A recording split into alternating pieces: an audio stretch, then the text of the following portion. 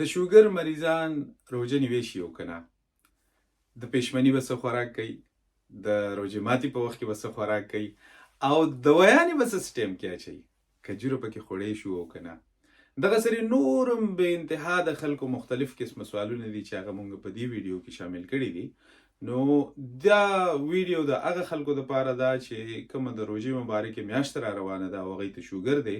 یا د هغوی مور پلار ته شوګر دی یا په کور کې بل چاته شوګر دی، نو هغوی به په روژه کې څه کوي، څنګه خوراک به کوي، دوايانې به څه ټایم کې اچوي او څه طریقې سره به هغوی روژه نیسي.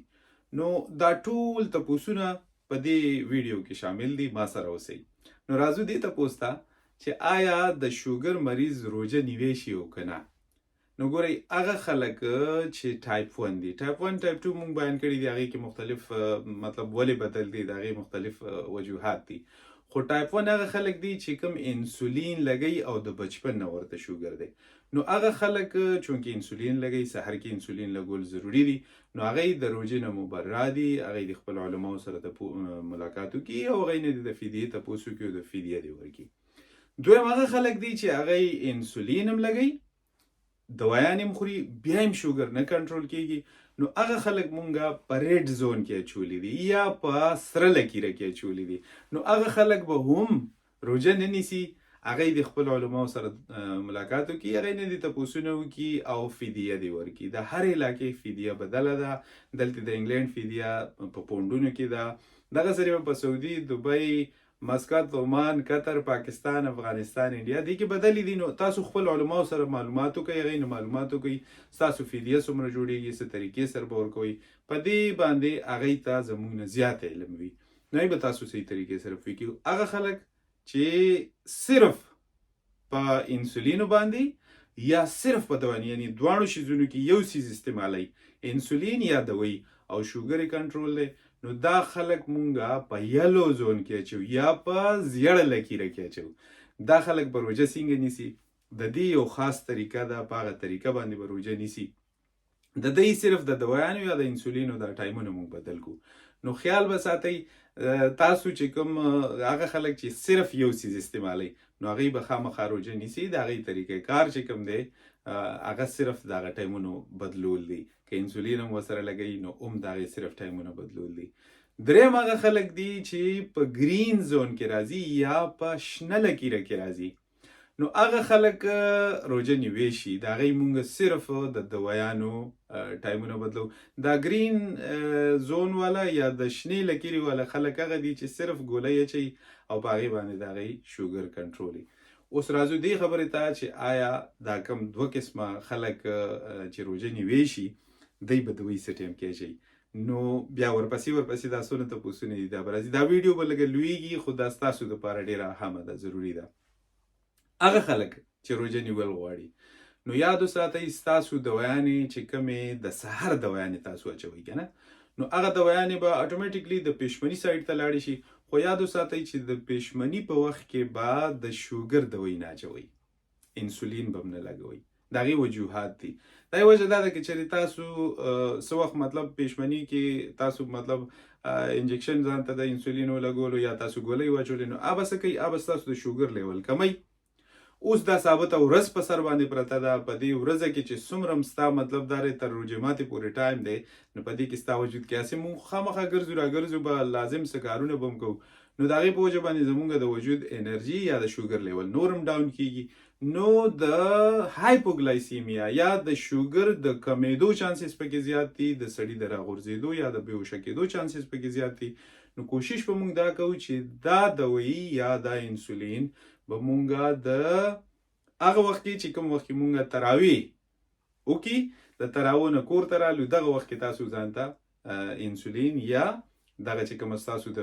سحري والا دوایي ده، نو دا په هغه ټایم کې واچوئ چې د پېشمني او د انسولینو یا د دې دوایانو ترمنځ کم از کم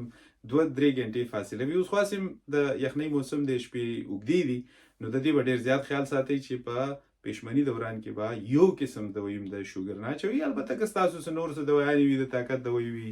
دردونو دوایي وي، هغې ته هم کوشش ته وکړئ چې دغه ټایم کې مه اچوئ، ځکه چې د خشکۍ په وجه تاسو تنده به لګي، نو دا به ډېر زیات خیال ساتئ. هغه دوایانې چې کومې ستاسو د شپې دوایانې دي، نو هغه به څه ټایم ته لاړې شي، هغه به زمونږ د روژې ماتې ټایم ته لاړې شي. ښه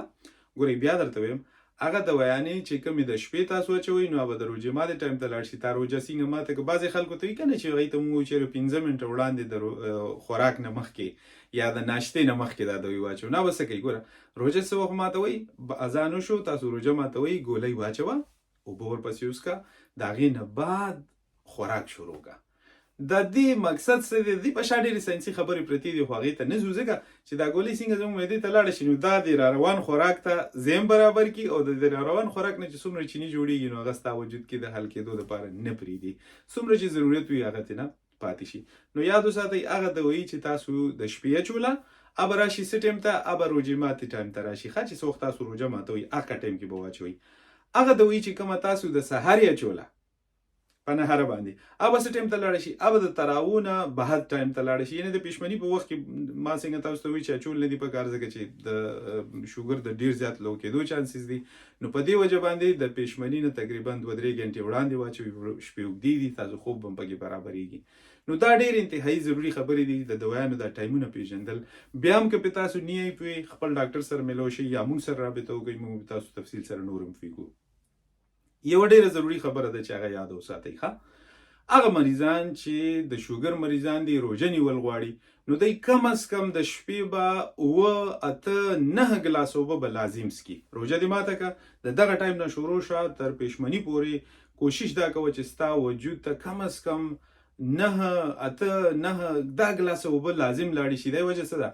زمونږه ګردو ته، زمونږه پنکریاس ته، لبلبې ته، زمونږ په وجود کې هر حصې ته د اوبو انتهایی ضرورت دی. که چېرې مونږه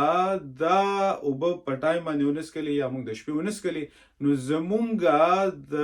ګردو فیل کېدل منځته راتلی شي. نو کوشش دا کول پکار دی چې خامخا به اوبه لازم به څښئ او 8-9 ګلاسه اوبه لازم څښل پکار دي. ملګرو دا انتهایی ضروري دي، دا یاد وساتئ. د خوراک نه د اوبه ډېرې ضروري دي ځکه چې ګردې فیل نشي، الله دې نه کړي.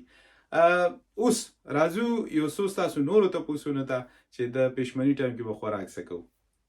ګورئ هر هغه خوراک کوم چې نارمل په کور کې جوړېږي هغه تاسو هم خوړی شئ. د روژې مبارکې میاشتې دومره ډېر برکات دي چې په دې کې تاسو هر څه وخوړه چونکې امونږه یو دا اکثر به تاسو زما دا ویډیوګانې ګورئ جرمني او فرانس او یو ځای بل ځای کې مونږ په دې انټرمیټنګ فاسټینګ باندې انټرمیټنګ فاسټینګ هم دې روژې ته ویلی شي کوم چې الله پاک په مونږ باندې فرض کړې ده. انګریزان یې ځان دپاره په مختلفو طریقو باندې دغه کوي. نو د هغې د دې انټرمیټنګ فاسټینګ برکات څه دي؟ الله پاک په مونږ باندې خو فرض کړی دی د دې روژې برکات څه دي؟ تاسو چې روژه ونیسئ که نه نو اټومیټیکلی زمونږ د شوګر لیول په خپله کمیدل شروع شي. نو دا 13 ورځې دي کم و زیاتې او که چېرې مطلب دا دی په دې کې مونږ صحیح طریقې سره خوراک باندې خپل مطلب خیال وساتلو، په صحیح طریقې سره مونږ خوراک وکړو نو زمونږ د شوګر ټیک کېدل منځته راتلی شي، زمونږ شوګر مکمل ریورس کېدی شي. ما داسې خلک هم لیدي دي په خپل پریکټس کې، په خپل کلینیک کې، په خپل هسپتال کې چې د هغوی د شوګر لیول مکمل نارمل شوی دی د څه په وجه؟ د روژې مبارکې میاشتې په وجه باندې. مونږ ته هم پته نشته، الله پاک شفا ورکوونکی دی، څنګه یې ورکړې ده دا خو د الله په لاس کې دي. نو زه ځکه تاسو ته وایم چې که چېرې مونږ د پېشمني په وخت کې د خوراک باندې لږ غوندې کې خیال وساتلو، دغه سره بیا مونږ د روژې ماتې په وخت کې خو ما څنګه تاسو وایي که نه پېشمني کې تاسو هر څه خوړی شئ. ښه لکه هر څه نه مطلب دا چې کوم څیزونه خواږه نه دي، چیني پکې نشته یا نه شئ خوړی، کوشش دا وکړئ غوښه پکې وخورئ. دا یې وجه ده څومره هغه شیز چې تاسو د پېشمني وخورئ چې هغه ستاسو په معده کې زیات ټایم پورې پروت دي نو هغه به څه کوي؟ تاسو ته به لوږه نه لګي، تاسو ته به مطلب دا دی دغه ضرورت نه راځي، تاسو ته به د لوږې او تاسو ته به د کمزورتیا ضرورت یا وجود دردونه به درته نه راځي. دې ځای کې یوه خبره یاد وساتئ. ښه پېشمنۍ مو کو تر روژې ماتې پورې کافي ټایم دی. دې دوران کې ستا د شوګر لیول انتهایی لو شو یا تا باندې ریګدان رالو، ژبه دې وچېدل شروع شو یا ته راوغورځېدې، یعنې مطلب دا چې بېهوشه شوې د شوګر لو کېدو په وجه باندې.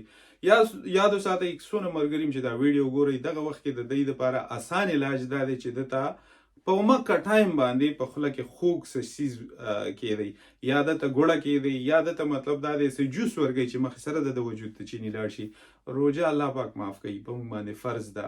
د دې روژې بیا فدیه هم ورکولی شي. انما الاعمال بالنیت، ده خو خپل نیت کړی دی که نه، د مریض خو خپل نیت کړی دی خو د هغه چونکې شوګر ډېر زیات لو شو نو دا نه چې تاسو وایئ چې یاره بس خیر دی څه وخت نه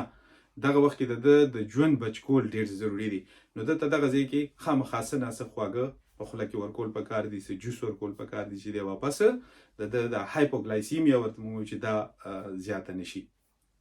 څه وخت چې دی ټیک شو دا روژه یا بیا دې فدیه ورکړي یا دې بیا دوباره ونیسي نو دا یاد وساتئ چې تاسو باندې د روژې په دوران کې کله ریګدان رالو دا اولنی ساین دی دا اولنی نښه ده چې تا باندې ریګدان رالو تا باندې سر چکر رالو ستا وجود کې دردونه شروع شول او ته ستا سترګو ته مطلب دا تیاره راتلل شروع شو نو دا ټایم دی چې په خپله باندې څه خواږه وخوره چې ستا انرژي لیول پوره شي ستا طاقت لیول پوره شي که راپرېوتې او در سره نږدې څوک نو دا بیا خبره د هغه ملګرو دپاره ده چې خامخا دی چې څه وخت هم داسې مریض وي چې راپروزي نو هغه ته خامخا بیا تاسو خوږ څیز په خوله کېږدئ نو یاد وساتئ د دې څیزونو نه د بچ کېدو دپاره لازم د خپل ځان به ډېر زیات خیال ساتئ روژې ماتې وخت کې به څه خورو ګورئ کوشش تا وکئ څنګه چې ما تاسو ته ویل که نه ستاسو دوایانې به هم په دغه ټایم کې وي نو هغه دوایانو نه به تاسو شروع وکئ خو کوشش وکئ ستاسو دپاره بهترین څیز چې کوم دی هغه اوبه دي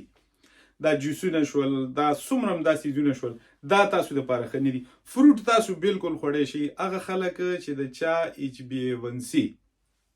د 8 نه ښکته ده HbA1c څه شی دی په دې باندې بلا خو د شوګر ټول مریضان یې ماشاءالله پیژني الله هم جوړ که نو هغه خلک چې HbA1c د 8 نه کمه ده هغه خلک خو هر قسمه فروټ خوړی شي هغې کې خو د فروټو کې اړو څه پابندي نشته خو هغه خلک چې د چا HbA1c د 8 نه زیاته ده نو یې د 2 فروټ نه خوري کیله او انګور دي نه خوري د دې نه علاوه نور ټول فروټ خوړی شي خو دانه دانه مطلب دا چې لږ یا تاسو ځان ته یو پلیټ چاټ ته فروټونه جوړ کړو مختلف قسمه فروټ هم پکې واچول نو هغه استعمال کوي هغه بالکل خوړی شي خو داسې نه چې کریټ ته لاندې وځئ نو چې اوس کریټ ته لاندې وځئ خو بیا خو خامخا نقصان کوي نو دې شي به ډېر زیات خیال ساتئ فروټ ته بالکل کولو دي فروټ خوړی شي څومره هم چې اوچې میوې دي بادام پسته چلغوزي غوزان دا شیزونه ګران دي ماته هم پته ده خو که چېرې مطلب تاسو یې خورئ نو فایده به درته درکوي ځکه چې روژه ده روژې کې زموږ انرژي لو کېږي دا شیزونه به موږ ته مطلب دا دی چې طاقت راکوي نو دا تاسو خوړی شئ ماسته تاسو هر قسمه غوښه خوړی شئ تاسو په دې کې هغه خلک چې د چا HbA1c د 7.5 نه کمه ده یا 7.5 ته نو هغه خلک سپینې وریجې مو خوړی شي خو سپینې وریجې یوازې مو خورئ په هغې کې مطلب دا دی څه فایبرز اچوئ مطلب سبزیانې پکې مکس کوئ څه دالونه پکې اچوئ او کومه چې دا د دالونو روټۍ زه تاسو ته یادوم که نه 5 قسمه دالونه دي په یې باندې ریسرچ شوي دي د هغې کې درویش ډایبیټیز ریسرچ انسټیټیوټ چې کوم خپل دالونه وړه دي هغه هم استعمالولی شي تاسو په خپل کور کې هم جوړولی شئ ډېر اسانه طریقې ده په هغې باندې یو ویډیو شته هغه هم تاسو وګورئ نو دغه دالون روټۍ ځان ته کور کې هم جوړولی شئ په خپله باندې نو هغه که چېرې تاسو استعمالوئ نو تاسو ته هېڅ قسمه بس تاسو مسله په دې کې نه راځي خوړی تاسو هر څه شئ یاد وساتئ فروټ ټول خوړی شئ خو پچک جوس ترې نه شئ کولی دا ولې نشو کولی دې په شا باندې هم ډېرې خبرې دي خو بیا دا ویډیو به ډېره زیاته اوږده شي نو صرف دومره یاد وساتئ چې جوس ته هېڅ هم نه شئ څکلی ښه چیو ته هم تبه وشوه بالکل څکلی شئ په چیو کې څه ممانعت نشته تاسو د پیشمني هم څکلی شئ د روژې ماتې نه بعد هم څکلی شئ د روژې ماتې په وخت کې هم څکلی شئ او څنګه ما تاسو ته وویلې که نه چې 8 یا 9 ګلاسه اوبه خو لازم دي په هغې کې که څوک شنې چې څکي هغه نور یا لا نور دی هغه ستاسو وجود نه نور هم په هغې کې انټي اکسیډنټ دي تورې چې څکلی شئ د پیو چې څکلی شئ دې کې هېڅ قسمه څه پابندي نشته د دوایانو به ډېر زیات خیال ساتئ چې دوایانې به کوم ټیپ کې اچو اوس راځو دې خبرې ته چې کجوره خوړی شو که نه نو ګرانو ملګرو داسې ده چې کجوره د روژې ماتې په وخت کې مونږ اورېدلي دي دا او دا زموږ د نبي علیه السلام سنت مبارک دی چې روژه په کجوره باندې ماتول دی خو هغه خلک چې هغې ته شوګر دی هغې ته مطلب دا دی د شوګر مسله ده نو د هغې دپاره دغه سنتو پوره کولو طریقه څه ده یوه کجوره به راواخلئ ګورئ د کجوري سایز باندې منحصره ده د کجوري ګلایسیمیک انډکس چې کوم دی نو دا د 42 یا د 42 نه شروع دی تر 70 پورې رسېدلی دی او یو پورې نو د دې چونکې سایزونو باندې منحصره ده که چېرې اجوه کجوره وي نو 2 کجوري تاسو خوړی شئ په هغې باندې روژه ماتوئ اوس د هغې سایز هم کم دی بله دا خبره ده چې هغه زمونږ د نبي علیه السلام خوښه هم وه نو د هغې په وجه باندې الله پاک پای کې نور هم ډېر برکات ایښي دي نقصان درته نه درکوي نو 2 کجوري که وخورئ نو هغه تاسو ته مسله نه جوړئ خو زیاتې کوئ نو بیا ظاهره خبره ده چې هغې لږ غونته کې پرابلم به وي درته کومې چې د اوږدې کجوري دي چې د هغې سایز زیات دی او د هغې ګلایسیمیک انډکس هم زیات دی نو هغې سره به څه کوو په 4 تقسیم کړو که چېرې تاسو سره اجوه کجوره نه نو دغه کجوره چې کومه د هغې ګلایسیمیک انډیکس زیات دی یا سایز یې زیات دی هغه په 4 حصو تقسیم کا نو 3 حصه ته وخوره 3 حصې نه ګورې 3 حصې لرې کا نور چاته ورکه او دغه یو حصه ده 3 حصه چې کوم ده نو هغه تاسو وخورئ نو هغه مطلب دا دی چې یو خو بدای شي سنت په مدا شي روژه به هم په هغې باندې دغه شي ستاسو وجود ته به ترې انرژي میلو شي نو بالکل کجوره استعمالولی شي ډېر خلک بیا دا تپوس کوي لکه ما څنګه تاسو ته د انسولینو طریقه وښوله په څه ټایم کې به لګوئ تاسو ته مې د دوایانو طریقه وښوله په څه ټایم کې به لګوئ تاسو ته مې دا مو ویلی چې دا اوبه څښل د شپې انتهایي ضروري دي ډېر خلک ما نه دا تپوس هم کوي چې ډاکټر صاحب اوبه خو چې موږ دونه ګلاسونه څښو نو دا خو به د شپې به موږ مطلب واشروم ته به ځو راځو او بس بل کار به هم نه بالکل په دې کې شک نشته دی ځکه چې اوبه څومره تاسو زیات یوز کوئ د هغې په وجه باندې به ستاسو ګردې هم صفا کېږي ستاسو مثانه هر یو شیز د جسم به چې کوم دی نو دا صفا کېږي او دسمات یې به زر زر راځي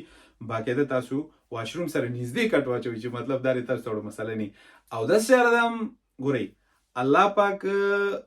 تاسو ته به د هغې یو بیل ثواب درکوي دا زه ټولو ته هر وخت دا خبره کوم چې ګورئ تاسو بار بار اودس یاره ده هم کوئ مانځه دپاره سبق تلاوت دپاره نو د هغې به الله پاک تاسو ته یو بیل شانتي اجر درکوي ځکه چې هغه خو یو خو ستاسو تکلیف دی او بیماري دی په وجود کې د هغې بیمارۍ باوجود تاسو مطلب دا دی د الله پاک هغه ټول احکام پوره کوئ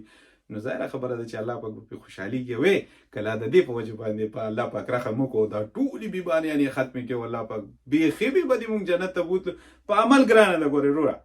نو دا وړې وړې خبرې دي دا زه چې درته کومې خبرې کوم نیت مې دا دی انما العمل بالنیت دا یو صدقه جاریه ده نیت مې دا دی چې کومو خلکو ته ترې نه فایده میلو شي کېدای شي په هغې باندې ما عمل الله وبخي اسانه ده الله پاک ته مونږ ته ډېره ګرانه ده په عمل باندې نو ملګرو ډېر خلک دا تپوس کوي چې ډاکټر صاحب مونږ شات پکې خوړی شو که نه شو خوړی نو ګورئ د شاتو باره کې زما یو مکمل ویډیو پرته ده تاسو ته ما ویلي مو په هغې باندې مونږ یو ریسرچ کړی دی په هغې کې اپس فلورا یو خاص مچۍ دي ښه اپس فلورا ورته وایي نری مچۍ دي د هغه مچو شات یو وړوکی دونو قدرې ګبین وي خو یاد وساتئ چې خالص ته میلو شي په هغې کې زیات نه زیات 10 ګرامه شات وي پکې نو د هغې تاسو به اورېدلي اکثر هغه خلک په سترګو کې مچوي نو هغه شات فایده هم درکوي ځکه چې شاتو ته الله پاک ګورئ په قرآن پاک کې شفا ویلې ده نو مطلب د هغې دا نه دی چې هر یو شات ځکه د شاتو تر اوسه پورې تقریبا په زرګونو قسمونه دي نو په هغه زرګونو قسمونه چې کوم دي پای کې دا یو قسم شات چې کوم دی نو دا او ما تاسو ته ویلي که نه چې په شاتو باندې مونږ کوم ریسرچ کولو نو زما به اکثر هم په دې دا دغه چې یار په قرآن کې کوم څیز ته الله پاک شفا ویلې ده په دې کې خامخا څه ناڅه پټ دي نو هغه بیا دغه یو اپس فلورا یو شات دی چې پای کې مطلب دا یو څیز شته چې هغې نه مونږ واچو که نه نو هغه الټه دا چې زمونږ شوګر زیات کړي که نه چې یو څیز الټه زمونږ شوګر کموي که دلته ملاویږي په دې پلوسو کې په دې یو ځای بل ځای کې ځنګلي ښه نن سبا هغې ته هم خلکو لاندې ورته ګوړې ایښي وي شا دې ورته د چیني ورته ایښي نو هغه بیا هم مچۍ هم بس مطلب دا دی خواري نه کوي لرې نه ځي ګلونو پسې نه ځي نو هماغه دغه کوي نو د دې شیزونو به ډېر زیات خیال ساتئ نو هغه شات که میلو شي نو بالکل استعمالولی شئ ګورئ ما تاسو ته وویلې ښه سپینې وریجې هم پکې خوړی شئ ما تاسو ته د HbA1c دغه مو وښول د هغې سره سره تاسو کجوره هم خوړی شئ پکې تاسو ته مې طریقه وښوله هغې سره سره مې تاسو ته دا مو ویلې چې شات هم پکې استعمالولی شئ خو طریقه مې درته وښوله بلکې شات که د چینو په ځای د نور هر څه په ځای باندې مونږ استعمالو نو نقصان یې نشته دی فایدې یې ډېرې زیاتې دي هغه خلک چې کوم په دې چیو کې دا ګولی اچوي دا کومې چې د خوږوالي دپاره ګولی اچوي ډېر تپوسونه مانه خلک کوي نو یاد وساتئ د هغې ګولو تقریبا تر اوسه پورې څه 28 مختلف قسمونه دي ثابت یورپ کې ثابت دنیا کې د هغې دا 28 قسمونه خو یو خبره یاد وساتئ چې په دې 28 قسمونو کې یو هم اپروف نه دی ګورئ څومره ډاکټران چې دي تاسو ته تپوس وکړئ نو دا یو هم FDA اپروف کړی نه دی خو یو 4-5 داسې دي لکه پای کې سټیویا شوه یا دا څونه سکرول شو دا څومره دا 4 قسمه دي که نه کوم چې نیچرل دي ښه ګورئ 2 قسمه دي یو کیمیکل دي چې په کمنو کې د لیبارټرو کې موږ د کیمیکل نه جوړو خو بالکل منه دي ځکه کې ستا دپاره کم یو صحیح دي تا ته خو داسې پته نه لګي خپل ټیسټونه دي یا مونږ ګورو چې آیا تا دپاره کم یو صحیح دي نو بیا تا ته ووایو او دا 4 چې کوم قدرتي دي نو په قدرتي کې سټیویا ډېر عام ده دا یو بوټی دی د هغې پاڼې دي په هغې کې الله پاک یو میټاس ایښی دی ډېر خلک وایي چې تا خو مونږ خوړی شو یار دا طریقه ده ګورئ داسې خو ګنې هم قدرتي دی که نه نو ګنې نه چې نه جوړېږي نو بیا خو ګنې هم مطلب دا دی نو یاد وساتئ چې د دې طریقه باندې یو څه ده هغه بالکل د نه خوړلو برابر ده مطلب دا دی چې په 24 ګنټو کې یو ګولۍ خوړل دي او زمونږ خلک خو چې کله چې څکي پکې ما داسې خلک لیدي چې 4 ګولۍ پکې واچوي ډاکټر صاحب چې خوږه دي نو بیا مقصد نو یې لکه د دې نقصان څه دی خبرې په نارینو کې مردانه کمزوري جوړي او د حافظې کمزورتیا جوړي. په زنانو کې بانجپن یعنی بچی به نه پیدا کیږي. هغه خلک هغه زنانه چې ماشوم ته پی ورکوي د هغې په هغې کې ماشوم ته مسله جوړېدی شي، مور ته مسله جوړېدی شي. ماهوارۍ کې که چېرې تاسو دغه ګولیانې استعمالوئ هغه تاسو ته نورې مسلې د زنانو ډېرې مسلې پکې جوړېږي. نو یاد وساتئ چې دغه ګولۍ که استعمالوئ نو په 24 غنټو کې یو ګولۍ د ګورئ هغه تاسو ډېر زیات استعمال نه کوئ. که بیا سټیویا وي د هغې کترې وي نو هم یوه کتره زیاتې نه، ځکه چې پروف نه دي نقصان درته درکوي. نو ښه خبره دا ده چې تاسو د هغې پرهیز وکړئ. څه مودې پورې چې تاسو پرهیز وکړو ستاسو لبلبه واپس خپل ځای ته راشي. هغې نه بعد خو مړه زه اکثر تاسو ته خبرې کوم زه یم د پښتنو لبلبې او معدې په خدای بیا کاڼي موړه کوي، خو تاسو یې هغه ځای ته پرېږدئ نه چې ګوترې زخمي ده. زه ټولو ته دا یوه خبره زه تاسو ته کوم، ګورئ خاطې کې زخم دی دا اوبو کې نشئ والی چې ټیک شو بیا پې ګزاره کېږي. دغه سره چې ستا تر کومې پورې د شوګر لیول زیات دی تر دې پورې به پرهیز کې چې کله ستا د شوګر لیول نارمل شو هغې نه بعد بیا مطلب دا دی چې په پرهیز کې هم په دا باندې رعایت دی ځکه چې هغه ریورس شو. راځو اوس یو بلې خبرې ته چې هغه ډېره انتهایي ضروري ده. هغه خلک چې هغې ته مطلب دا دی چې ایله ورته شوګر ډایګنوز شوی دی د لږ وخت یعنی 2-3 میاشتو داسې وخت دی، دغه خلک به روژه څنګه نیسي؟ نو د هغې د روژې روټین نارمل دی خو هغې به دوی نه استعمالوي. استاد وایي ډاکټر صاحب دا څنګه دا خو چېرته ورته مسله جوړه نه شي. نو د هغې مین وجه هم دا ده چې که چېرې د دوی هم استعمال کړه روژې هم نیول شروع کړل نو د د شوګر لو کېدل هسې نه چې ډېر زیات لو شي د ګردو ته مسله جوړه نه شي. نو یاد وساتئ چې دغه خلک چې ورته ډایګنوز شي شوګر او وجه لا معلومه نه ده چې د څه وجې نه دی، بعضې وخت د ټینشن د وجې نه هم راشي، پریشانۍ د وجې نه هم راشي، ضرور نه چې لبلبې د خرابتیا د وجې نه دې راشي، د دې نورو شیزونو د وجې نه. نو یو قابل ډاکټر سره ملو شئ. پاکستان کې الحمدلله بلا تکړه ډاکټران دي د شوګر، هغې سره ملاوېدی شئ. تاسو مونږ درویش ډایبیټیز ریسرچ انسټیټیوټ زموږ آنلاین سیسټم مونږ سره ملاوېدی شئ. ما سره ډایرکټ مړه ما دلته خو انګلینډ کې څه مسلې نشته. که چېرې تاسو پاکستان کې زموږ آنلاین سیسټم شته ما سره ډایرکټ تاسو کنسلټیشن زموږ چې څه طریقې کار دی آنلاین په هغې باندې مونږ سره تاسو دغه کولی شئ. زما به کوشش دی چې تاسو ته د هغې جوابونه درکړم. د روژې د شروع کېدو نه مخکې خپل HbA1c چیک کړئ، خپلو ډاکټرانو سره ملو شئ، په پرهیز باندې هغې سره خبرې وکړئ، په دوایانو باندې هغې سره خبرې وکړئ چې تاسو ته مکمل معلومات ملو شي. بیا درته وایم چې ستاسو ډاکټر سره کېناستېدل د ډاکټر نه تپوس کول دا حق دی ستا په ډاکټر باندې او د هغې نظام پوه کوئ. هر ځای کې چې یئ الله پاک هم د شوګر نه په خپل حفظ او امن او امان کې وساته او الله پاک دې دا کومه بختوره میاشت چې په موږ باندې را روانه ده د روژې مبارکې الله پاک دې د دې روژې مبارکې په برکت سره زمونږ څومره جسمانی روحاني امراض دي الله پاک دې موږ ټولو ته شفا کامله نصیب کړي. په خپلو دعاګانو کې مې یاد ساتئ او سپیشلی په دې روژه کې چې څونه عبادتونه کوئ نو په هغې کې زما مور پلار ته هم ډېره زیاته دعا وکئ او موږ ته هم ډېره دعا وکئ. الله هم روغ جوړ کړه، الله هم خوشحاله ساته. انشاءالله که ستاسو هر قسمه تپوس وي نو موږ نه ډایرکټ هم کولی شئ. دعاګانو کې مې یاد ساتئ. را روانې ویډیو کې ملاقات کېږي، تر هغې پورې والسلام.